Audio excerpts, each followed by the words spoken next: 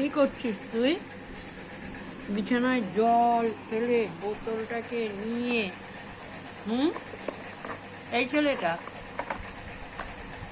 ছেলেটা উফ, কি সুখ বোতল খাওয়ার, বাবা রে বাবা।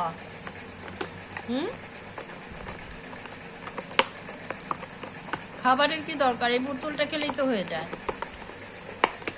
একটা বোতল পেলে অতক্ষণ যে শান্ত থাকবে এই বোতল নিয়ে চলবে, নালে তো অস্থির করে তুলবে সবাইকে। দেখো, কারোর দিকে তাকাবে না, এইটার একদম ষষ্ঠী পুজো করে তারপরে ছাড়বে।